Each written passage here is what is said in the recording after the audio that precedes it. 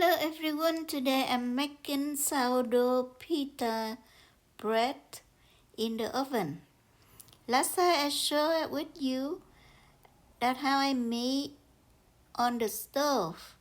So please come to the kitchen with me. Welcome to SaigoncookTravel. I am Saigon Cook. On this channel I share with you everything I know, so please share and subscribe. So I use 160 grams of starter, 220 grams of water, 20 grams olive oil, and 9 grams of honey. You can use less amount of starter, 100 or 120. It only affects the time you will do bone fermentation. For the flour, I use two kinds of flour. 60 grams of whole wheat flour and 340 grams of all-purpose flour. You can use bread flour here. After you measure everything, now you mix. You just rough mix so that there is no raw flour powder left, and cover and rest for 30 minutes. After 30 minutes, I do the first stretch and fold. Making pita is so easy.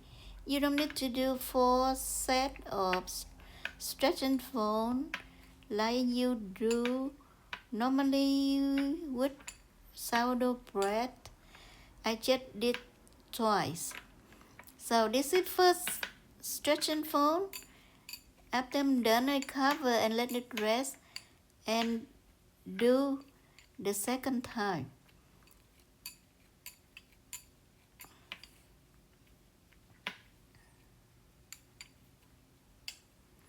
You can see the dough already very pliable. Now, after the second stretch and fold, I let it rest and wait until it doubles in size. And now I do the pre-shaping. You can see all the holes, air holes in the dough. That means your dough rises very nicely.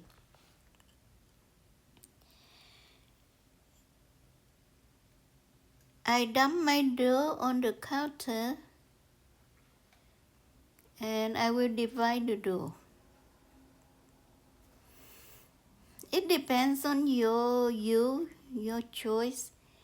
You can make the bread small or big. I do the dough 110 grams for each, and I will run out 6 to 8 inches wide. Normally in the store, when you bought pita bread, they make the size pretty big. So if you want to resemble the store-bought, you make big pita bread. I made the size normal, medium size. Okay, so you can eyeball or you can measure, weigh them like I do, because I have a scale, and then it's like a habit. I try to weigh and so that they are the same size. Now I make each one into the balls.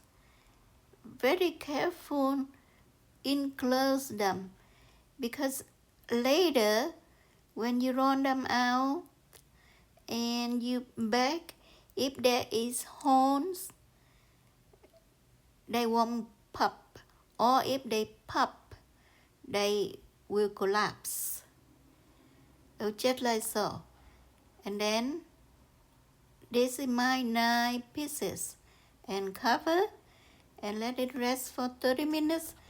Now you preheat the oven to 425 degrees Fahrenheit. If you want Celsius, please Google it. I use the temperature 425 degrees Fahrenheit because I want my pita pops up nicely. So before they go into the oven, I roll them out flat, and you can see that I use a lot. I use a lot of flour to help me have my dough not stick to the surface. I don't want to roll out and leave them there because we need to wait to drop them into the oven. And when you do that, the dough already stick to the surface counter. You don't want to do that. So I use a lot of flour here. But before you drop them into the oven, you can brush them off so that they don't have so much flour on it. You can see I use the baking pan now, and I roll out so that my dough exactly that same size of the baking pan. It's about 8 inches wide, and I just use it like that and drop it onto the baking sheet, the baking pizza stone. That's what I use. With the help of pizza stones, it's pretty hot surface so that the pita is easy to pop up. If you don't have the pizza stone, you can use just baking sheet. Can you see now it pops up? It's so satisfying. I like making pita bread because anytime I watch them and I wait until it pops, it's so good, feels so good about that. You don't leave the bread too long in the oven, they will harden. See, my husband make the sandwich. You want to like some?